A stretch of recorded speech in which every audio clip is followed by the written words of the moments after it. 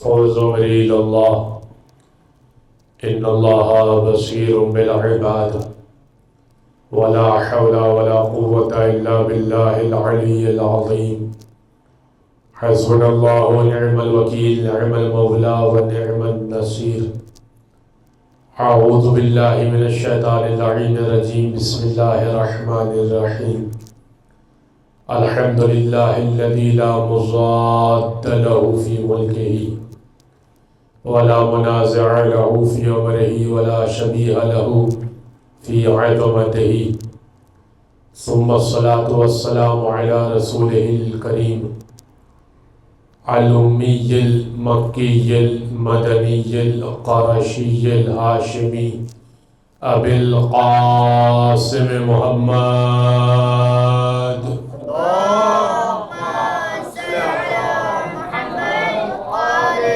محمد وعلى أهل بيته الطيبين الطاهرين واللعنة الدائمة على أعدائهم أجمعين من يوم ظلمهم وعداوتهم إلى قيام يوم الدين أما بعد فقد قال الله سبحانه وتعالى في محكم كتاب مبين بسم الله الرحمن الرحيم فمن حاجك فيه من بعد ما جاءك من العلم فقل تعالوا ندعو أبناءنا وأبناءكم ونساءنا ونساءكم وأنفسنا وأنفسكم ثم نبتهل فنجعل لعنة الله على الكاذبين وقال تبارك وتعالى أيضا في كتاب مبين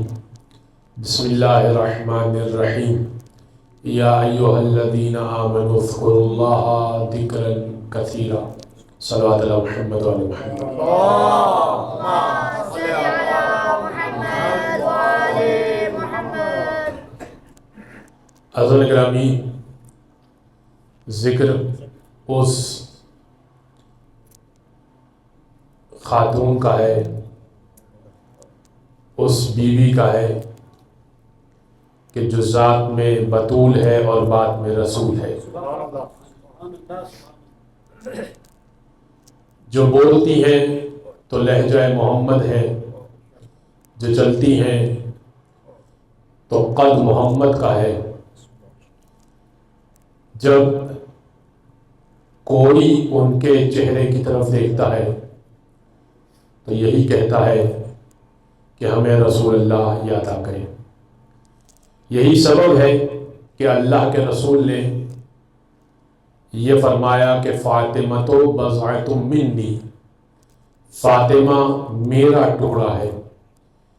یہ ترجمہ غلط ہے کہ فاطمہ میرے جگر کا ٹکڑا ہے، جگر کا ٹکڑا نہیں کہا، رسول اللہ نے یہ کہا کہ فاطمہ تو بضعۃ منی، فاطمہ میرا ٹکڑا ہے۔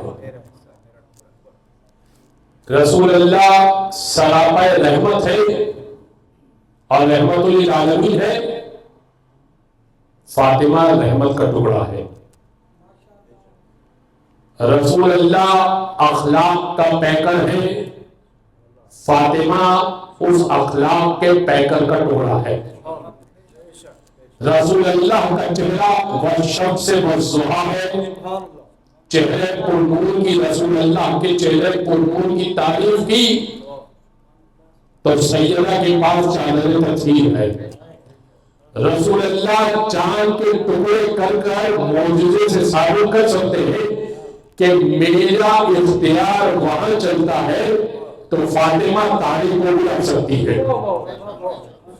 رسول اللہ اگر کوئی بات کہہ دے تو وہ بات ہو جاتی ہے، اور کسی کو معصوم سے اٹھا دے تو معصوم سے اٹھا دیا جاتا ہے۔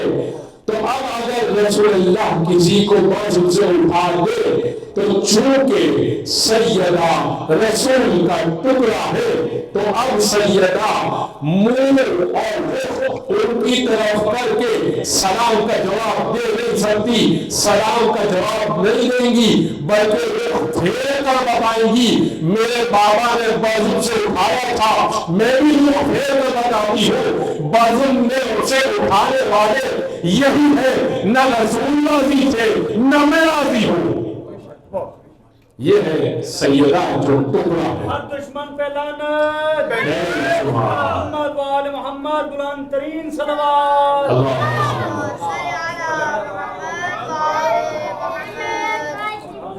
اب دیکھیے ایک اور مثال سے سمجھاتا ہوں، اگر اس منبر سے ایک لکڑی کے ٹکڑے کو کاٹا جائے تو جو اس منبر کی لکڑی کی خاصیت وہی اس ٹکڑے کی خاصیت، ٹھیک ہے؟ اگر ایک ہاتھ کو کسی بدن سے جدا کیا جائے تو جو ہاتھ جو بدن کی خاصیت وہی ہاتھ کی خاصیت، جو اس بدن کے اندر خون دوڑ رہا ہے وہی خون اس ہاتھ کے اندر دوڑ رہا ہے، جو بدن کے اندر رنگ جو بدن کا رنگ ہے وہی اس ہاتھ کا رنگ ہے۔ تو اب چونکہ سیدہ رسول اللہ کا ٹکڑا ہے تو رسول کا جو رسول کے کمالات ہوں گے وہ سیدہ کے اندر منتقل نظر آئیں گے آپ کو، لہذا سیدہ کو راضی کرنا پڑے گا۔ اب اسی لیے رسول خدا نے حدیث کو یہاں پر منتقل فرمایا فاطمہ بضعۃ منی من آذاها فقد آذانی، جن سے اسے اذیت دی مجھے اذیت دی، اور بعض حدیثوں میں آیا ومن ابغضها فقد ابغضنی، جس سے اسے بغض رکھا اسے مجھ سے بغض رکھا، ومن ابغضنی فقد ابغض اللہ، جس سے مجھ سے بغض رکھا اسے اللہ سے بغض رکھا، یہ بعض میں آیا کہ جس سے مجھے اذیت دی اس سے اللہ کو اذیت دی، اور جس نے اللہ کو اذیت دی قرآن نے اسے والے سورہ احزاب میں بیان کیا ان الذین یؤذون اللہ ورسولہ، جس سے اللہ اور اس کے رسول کو اذیت دی لعنہم اللہ فی الدنیا والآخرہ، اس پر دنیا میں بھی لعنت ہے آخرت میں بھی لعنت ہے۔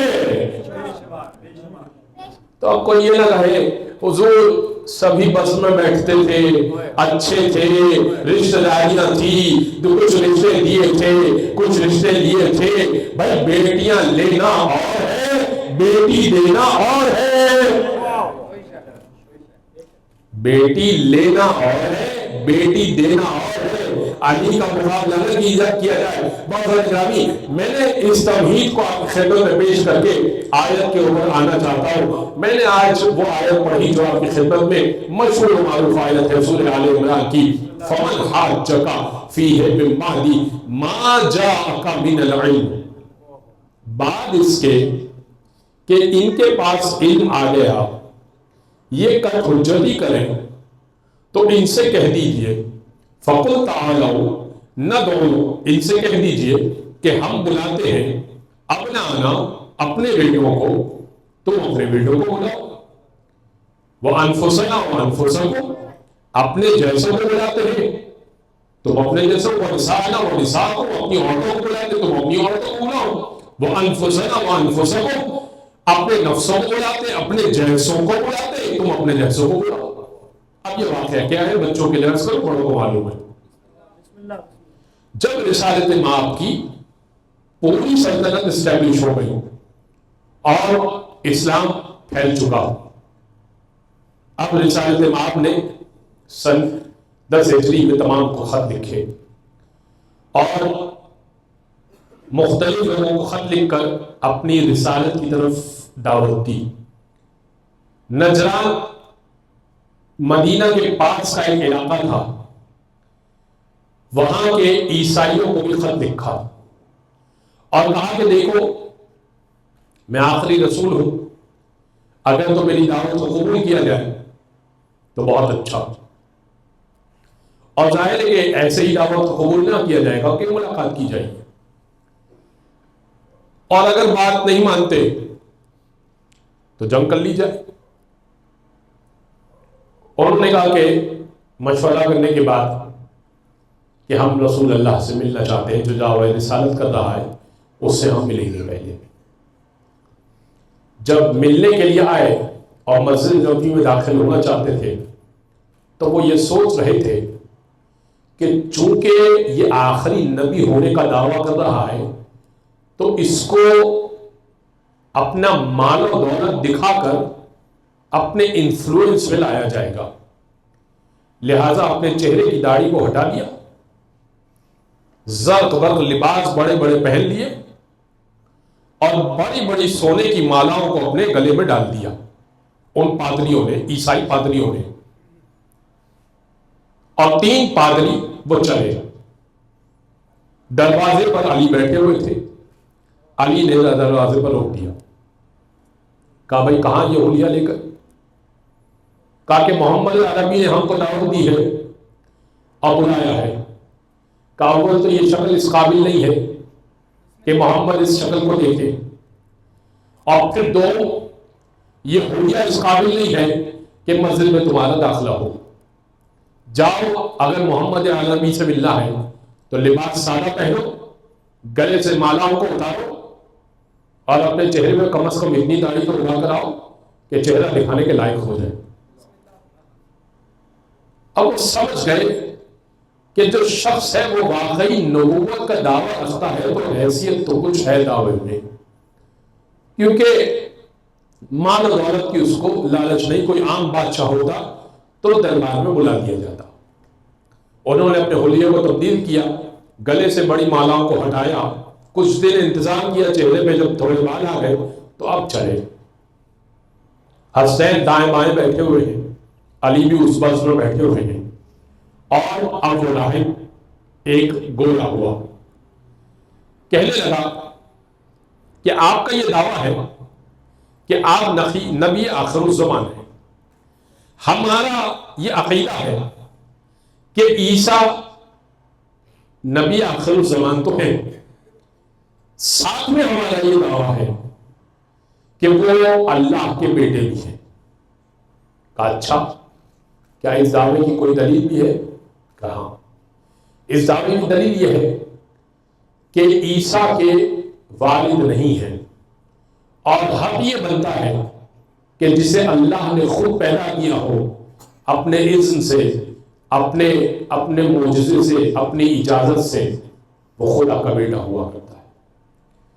نبی نے کہا، جواب دیتے تو دیتے، لیکن نبی وہ ہوتا ہے ما ینطق عن الہویٰ ان ہوا الا وحی یوحیٰ، حبیب آپ تو کچھ بھی نہیں بولتے، وہی بولتے ہیں جو وحی بولتی ہے۔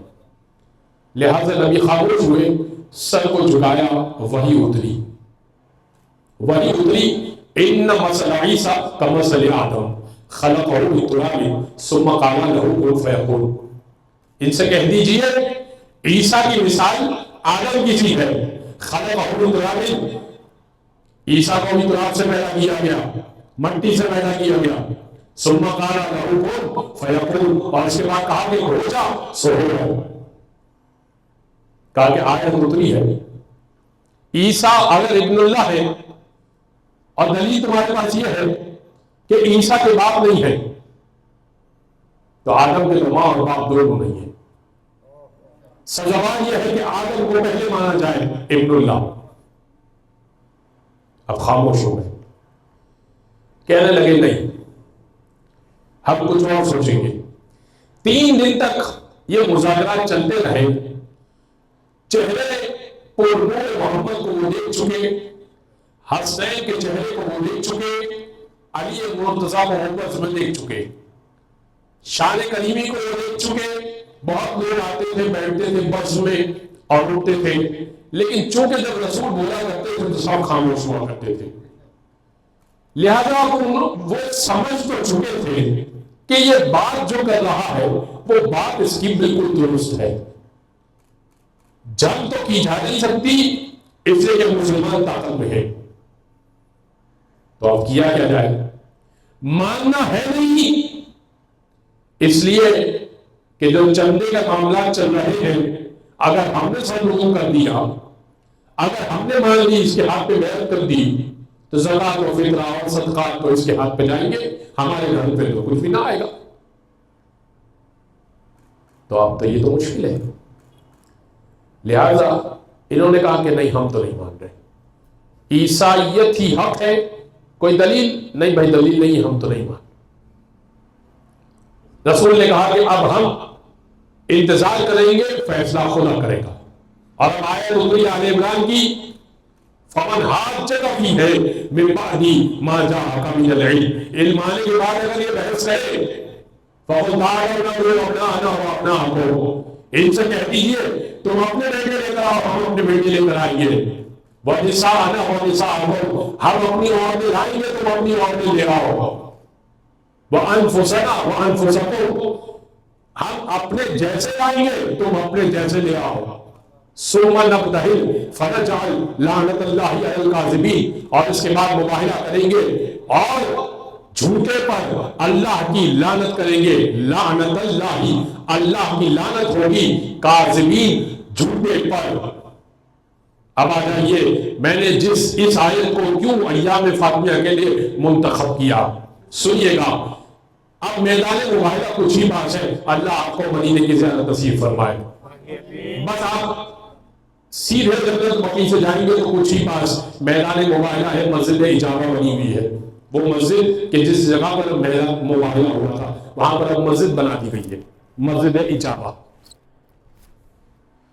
رسول چلے، وقت طے ہوا، عیسائی اپنے بیٹوں کو لے آئے، اپنی عورتوں کو لے آئے، اپنے نفسوں کو لے آئے، اپنے جیسوں کو لے آئے، لیکن رسول تو نہ لے کر گئے۔ رسول بیٹوں میں حسین کو لے کر چلے۔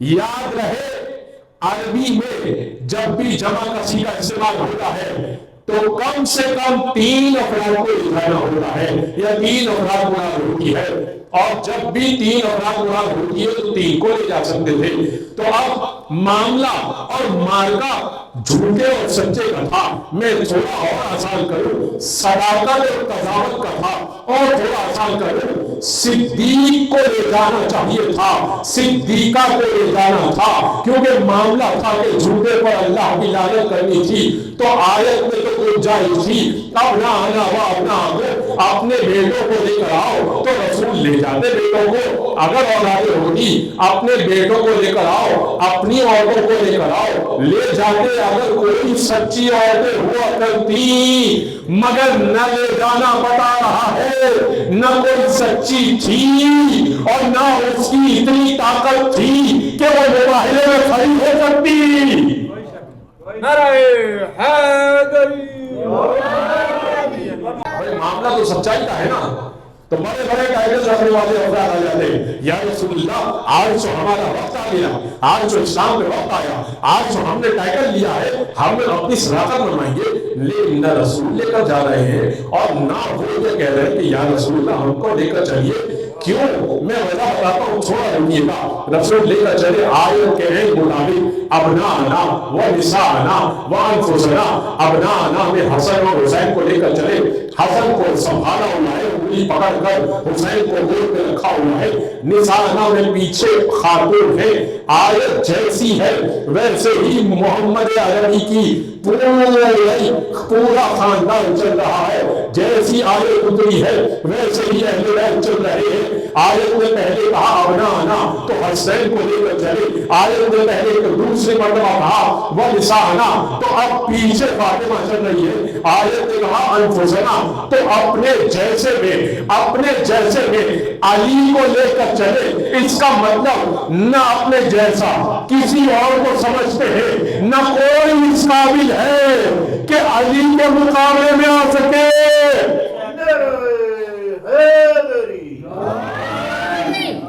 اب آیت دیکھیے، آیت کا مثال دیکھیے، ابنانا نساءنا انفسنا، اب قرآن نے یوں کہا اور رسول اسی طریقے سے لے کے چل رہے ہیں، بچے آگے ہیں، پیچھے فاطمہ ہے اور اس کے پیچھے علی چل رہے ہیں، جیسی آیت ویسا عمل۔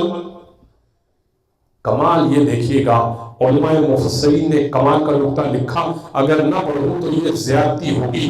کمال یہ ہے کہ جس قدم پر سیدہ کے قدم کے بھی کبھی پردے کا لحاظ رکھا گیا ہے کہ گویا کہ رسالت امام ایک جگہ پہ قدم رکھتے ہیں، اسی جگہ پہ فاطمہ کا قدم آتا ہے، اور جیسے ہی قدم بڑھ جاتا ہے اور اسی مقام پہ علی کا قدم آتا ہے، جس کے قدم کے پردے کا لحاظ اہل بیت رکھتے ہو، اس کی ذات کا کیا عالم ہوگا جس کے پردے کا لحاظ اہل بیت رکھ رہے ہیں، قدم کے پردے کا لحاظ اہل بیت رکھ رہے ہیں کہ رسول جہاں قدم رکھ رہے ہیں سیدہ وہاں قدم رکھ رہی ہے، جیسے ہی سیدہ قدم اٹھاتی ہے علی کا قدم آ جاتا ہے، قدم کا پردہ ہو رہا ہے۔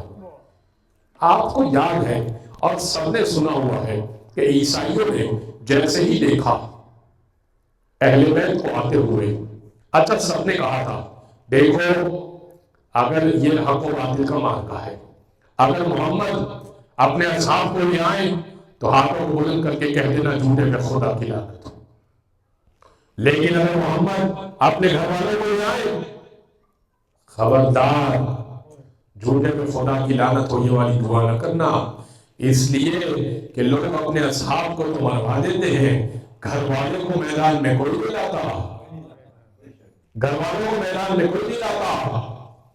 جیسے ہی دیکھا دور سے محمد و علی و فاطمہ اور حسین کو آتا ہوا دیکھا کہ محمد عربی لے کر آ رہے ہیں، رسول گرامی لے کر آ رہے ہیں، تو یاد ہے حارث نام کے اس پادری نے کیا کہا تھا؟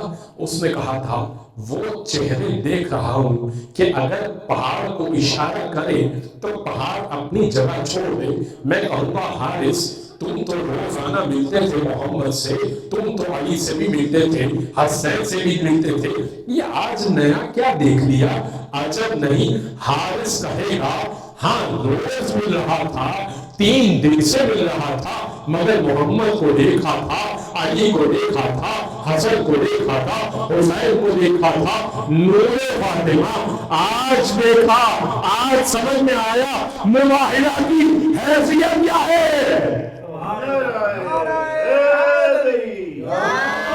لبیک یا زہرا، لبیک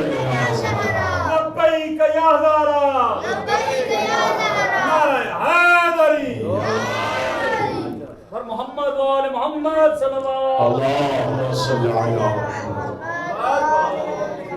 یہ مباہلے کا معرکہ جو جیتا ہے نا، یہ سیدہ نے جیتا ہے، تمام اہل بیت نے جیتا ہے، لیکن جو مرکز و محور ہے اس مباہلے کو جیتنے والی وہ فاطمہ زہرا ہے۔ بس انہوں نے کہا کہ نہیں ہم مباہلہ نہیں کریں گے، ہم جزیہ دیں گے اور رہ لیں گے آپ کی حکومت میں، نہ ہم جنگ کرنا چاہتے ہیں نہ آپ کے دین پر آنا چاہتے ہیں۔ رسول نے کہا ٹھیک ہے، مباہلہ بھی نہیں کرنا چاہتے، ٹھیک ہے پھر ٹیکس دو اور میری حکومت پہ رہ لو۔ بس سیدہ کی یہ پبلک اپیرنس ایک اور مرتبہ یہ بھی ہے۔ آئیے ایک اور آیت جو میں نے پڑھی وہ آپ کی خدمت میں پیش کروں گا، اس کی تھوڑی وضاحت اور پھر منزل مسائل۔ ایسی امپورٹنٹ آیت ہے کہ اس پہ کم ہی بات ہوتی ہے، اور ظاہر سی بات ہے کہ یہ پریکٹیکل آیت بھی ہے اور ہے بھی سیدہ سے متعلق۔ قرآن نے ذکر کیا سورہ احزاب میں، یا ایھا الذین آمنوا اذکروا اللہ ذکرا کثیرا، اے ایمان والو اللہ کا جب ذکر کرو تو کثرت سے ذکر کرو، اذکروا اللہ اللہ کو جب یاد کرو، ذکرا کثیرا بہت یاد کرو، کثرت سے یاد کرو۔ کتنا یاد کریں؟ 100 مرتبہ کثیر ہوگا، 1000 مرتبہ کثیر ہوگا، 1,00,000 مرتبہ کثیر ہوگا۔ بھائی کثیر کس کو کہتے ہیں؟ اب یہ کون بتائے گا؟ بھائی اب آیتیں تو ہیں لیکن اہل بیت کے بغیر ناتمام ہیں۔ چھٹے امام سے جب پوچھا گیا کہ ذکر اللہم صلی اللہ علیہ وسلم، مولا کتنا ذکر کروں اور کیا ذکر کروں؟ بھائی کتنا کروں اور کیا کروں کہ یہ ہو جائے کہ ذکر کثیر ہو گیا؟ کتنا کروں اور کیا کروں؟ فرمائے جو ذکر کثیر ہے نا، اس سے مراد ہماری دادی کی تسبیح فاطمہ زہرا ہے۔ کم سے کم مولا اس کی کوئی دلیل دے دیجئے، کوئی دلیل بھی تو ہو. ذکر کثیر تسبیح فاطمہ سے بڑا ہے. امام نے کہا کہ رسول نے اپنی بیٹی سیدہ کو تعقیبات نماز، تعقیبات کہتے ہیں نماز کے عقب میں ہونے والی چیز، نماز سے فوراً بعد پڑھی جانے والی چیز، تعقیبات نماز میں اپنی چہیتی بیٹی، اپنی لاڈلی بیٹی کو تسبیح سکھائی. اس کے علاوہ کچھ اور نہ سکھایا. نہ سکھانا بتا رہا ہے کہ اس سے بہتر کوئی اور چیز نہیں ہے. بھئی اگر کچھ اور ہوتا تو رسول سکھا دیتے. امام نے کہا کہ اگر کچھ اور ہوتا تو رسول سکھا دیتے، لیکن رسول کا نہ سکھانا بتا رہا ہے کہ اس سے بہتر کچھ اور نہیں ہے. اور رسول سکھائیں گے اپنی بیٹی کو بہترین، اور جو سکھائیں گے وہ ذکر کثیر ہوگا. بھئی ایسا تو نہیں ہوگا کہ کچھ اور سکھا دیا ذکر کثیر نہ ہوگا، ذکر قلیل سکھا دیا ذکر کثیر چھوڑ دیا. بھئی یہ تو نہیں ہو سکتا. لہذا سکھایا ذکر کثیر ہے. اور تسبیح بچوں نے درس کرو پڑھو والوں میں 34 مرتبہ اللہ اکبر، 33 مرتبہ الحمدللہ، 33 مرتبہ سبحان اللہ. ہر نماز کے بعد پابندی سے اس کو ادا کیجیے. اب آئیے میں آپ کو اس کے فائدے گنوا رہا ہوں. بھئی آئمہ احادیث میں فائدے بیان کیے اس کے. امام نے فرمایا اگر کسی پریشانی میں ہو، اگر کسی پریشانی میں ہو، چھٹے امام کی حدیث یہ ہے، تسبیح ایک نکال لو، صحیح اللہ سے توسل کرو، تمہاری پریشانی اسی وقت حل ہو گئی. ایک تسبیح نکال لو تمہاری پریشانی.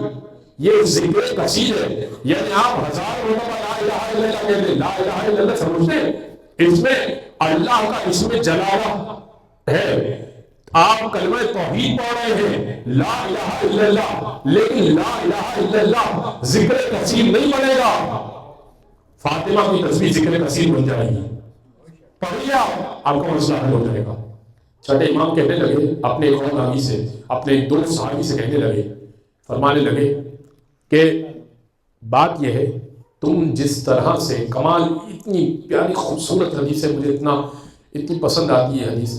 امام فرمانے لگے جس طرح تم اپنے بچوں کو واجب نماز کی تلقین کرتے ہو اور سکھاتے ہو، ہم اپنے بچوں کو یہ تسبیح فاطمہ سکھاتے ہیں.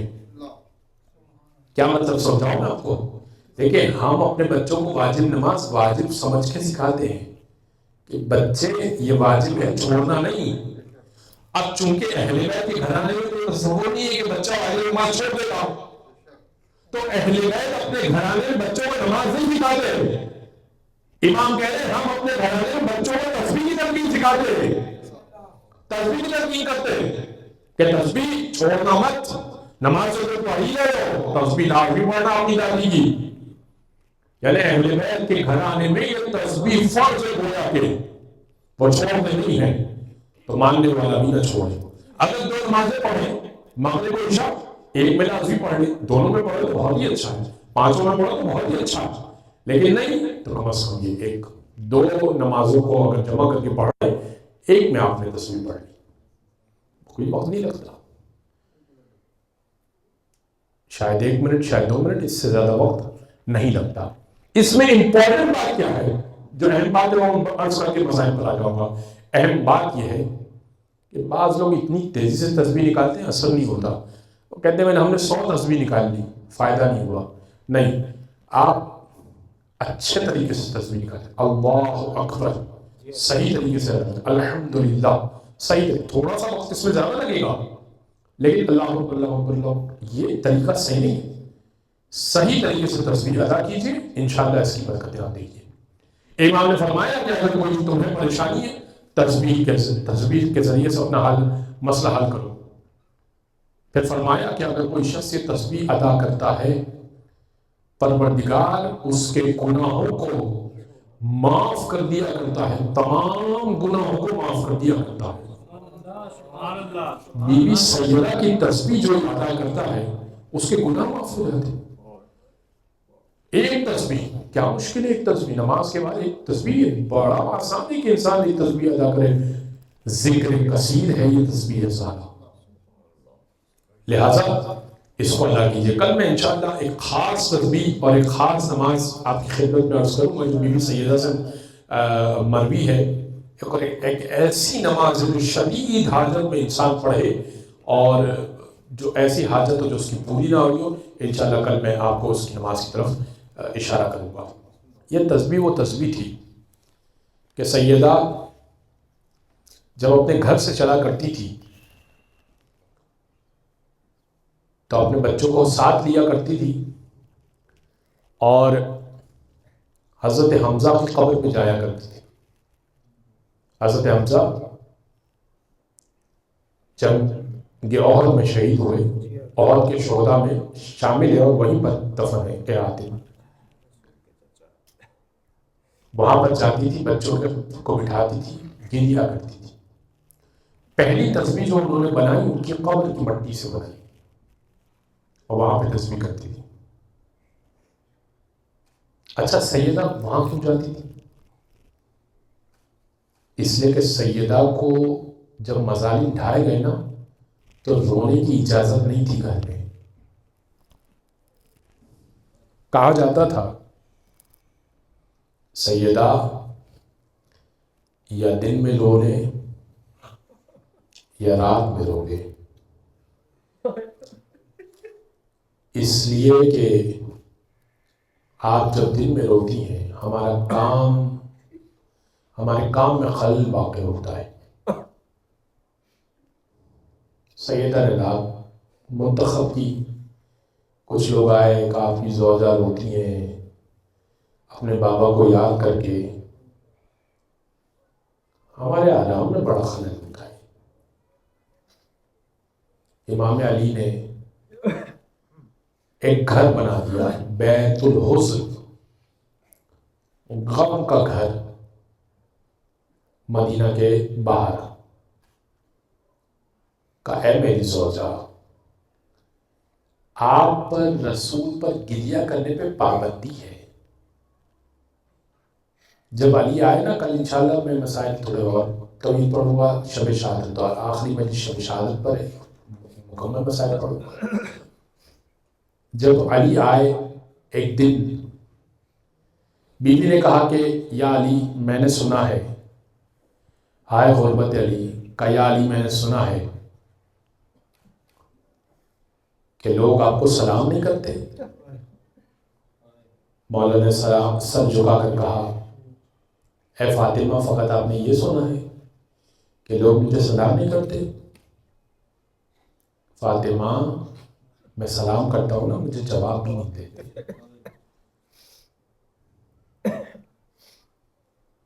علی سے بیعت کا مطالبہ کیا گیا تھا. جب فدق والا معاملہ پیش آیا تھا کیونکہ بیوی دربار گئی تھی اپنا مطالبہ لے کر کہ میری زمین خالی کرو، مجھے رسول اللہ نے زمین دی ہے. اس معاملے میں ان کو جھٹلایا. میں مسائل پڑھ چکا.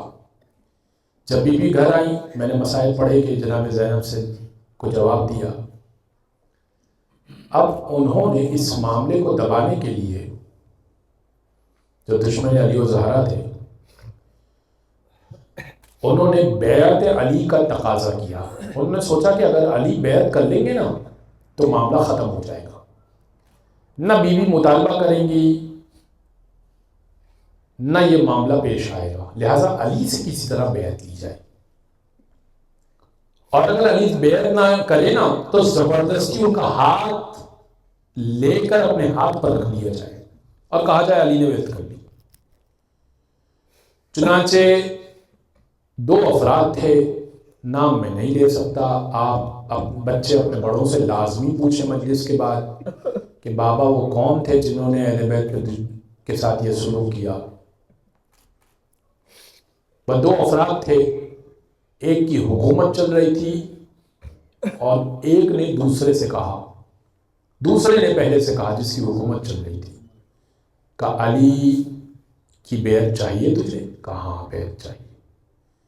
کہا پھر ایسا کرتا ہوں کہ میں چلتا ہوں تو اپنا غلام دے دے. جس کی حکومت چل رہی تھی اس نے اجازت دی اور جس نے مشورہ دیا تھا وہ اپنا غلام لے کر چلا. کہ تمہاری حکومت کو میں تقویت دینے کے لیے علی کی بیعت لے کر آتا ہوں۔ غلام کا نام تھا قنفذ، غلام کو لے کے چلا، ساتھ میں کچھ لکڑیاں بھی لے کر چلا۔ زور سے سیدہ کا دروازہ کھٹکھٹایا۔ مسجد نبی اللہ آپ کو نصیب کرے، ایک دروازہ بی بی کا بازار میں کھلتا تھا، ایک مسجد میں کھلتا تھا دروازہ۔ بی بی کا گھر مسجد میں ہی تھا، حجرہ فاطمہ، تو ایک باہر کی طرف کھلتا تھا، ایک اندر کی طرف کھلتا تھا۔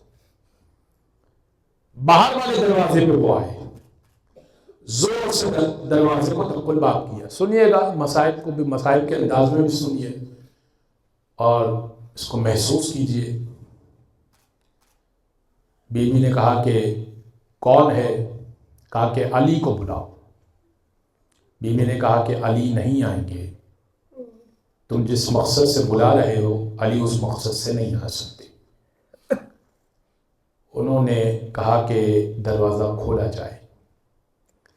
بی بی نے کہا کہ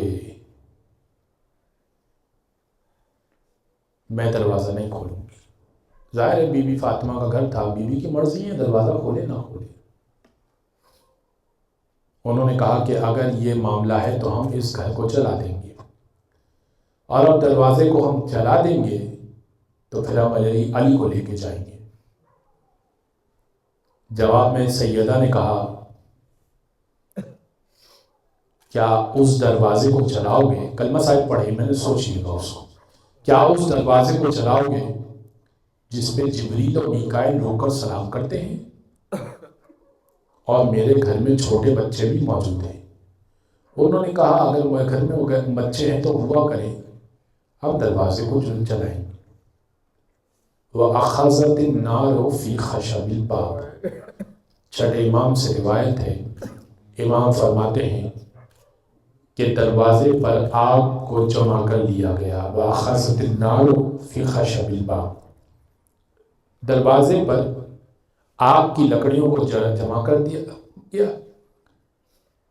اور جب دروازہ کھوکھلا ہو گیا نا، وَإِدْخَالِ الْخُنْفُسِ يَدَهُ يَرُومُ فَتْحَ الْبَابِ، قنفذ نے زور سے دھکا دیا، دروازہ کھوکھلا ہو کے گر پڑا۔ بی بی پردے میں دروازے کے پیچھے تھی، وَهِيَ حَامِلَةٌ بِالْمُحْسِنِ لِسِتَّةِ أَشْهُرٍ، اور سیدہ محسن سے حاملہ تھی، 6 مہینے کا حمل تھا۔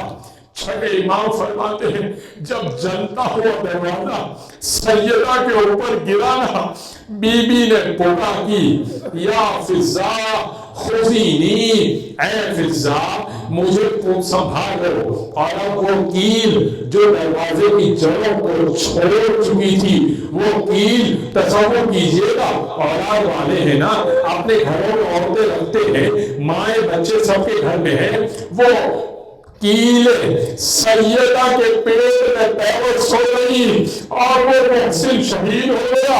ایک مرتبہ بیوی نے ہاتھ آگے بڑھایا، کہا میں اجازت نہیں دے سکتی، وقت کے امام کو بچاؤں گی، آگے اجازت نہیں دے سکتی، تمہیں پڑھنے کی اجازت نہیں ہے۔ جیسے ہی آگے ہاتھ بڑھایا، ایک مرتبہ زور سے تازیانہ مارا، بی بی کو ایسے زور سے تازیانہ مارا، حتی سارا کی دم لطھی الاسود، ایسے تازیانہ مارا کہ کوئی بازو میں دیکھتا تھا نا تو کہتا تھا ارے کیا فاطمہ نے کالا تعویذ پہنا ہوا ہے، ایسے زور سے تازیانہ مارا، بس سیدہ نیچے گر گئی، دروازہ بیوی کے اوپر گر گیا۔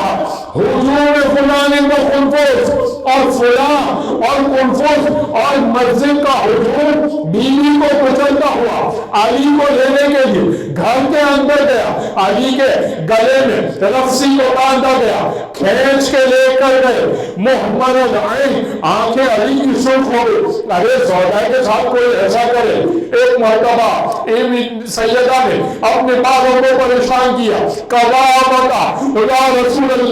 یا رسول اللہ ابنتو کی فاطمہ تکذب، آپ کی بیٹی فاطمہ کو جھٹلایا گیا، وہ تضرب اور مارا گیا، وہ یقتل الجنین اور بچے کو گرا دیا گیا۔ جیسے ہی بیوی نے یہ جملے ادا کیے نا، مسجد نبوی کی دیواریں بلند ہو گئی، علی کو کھینچ کے لے جایا جا رہا تھا۔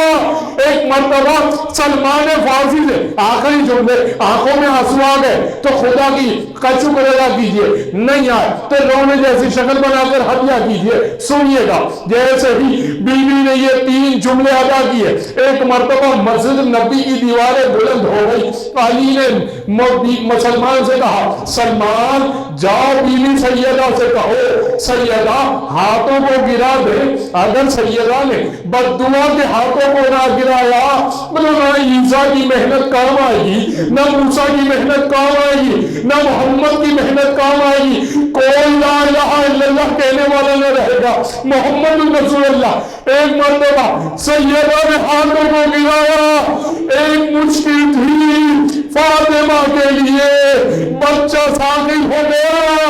ایک مرتبہ فضہ کو پکارا، یا فضہ خذیہی، فضہ مجھے سنبھالا دو۔ ایسی مشکل میں عورت ہی عورت کو سنبھالتی ہے۔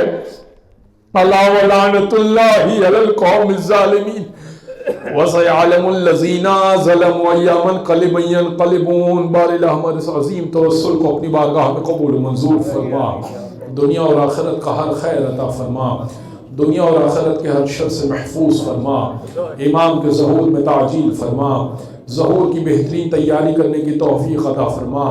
تو لباس محمد و آل محمد کا دنیا میں جہاں کہیں مظلومین ہیں، خصوصاً فلسطین کے مظلومین جہاں کہیں بھی مظلومین ہیں، ان کی حمایت و نصرت فرما۔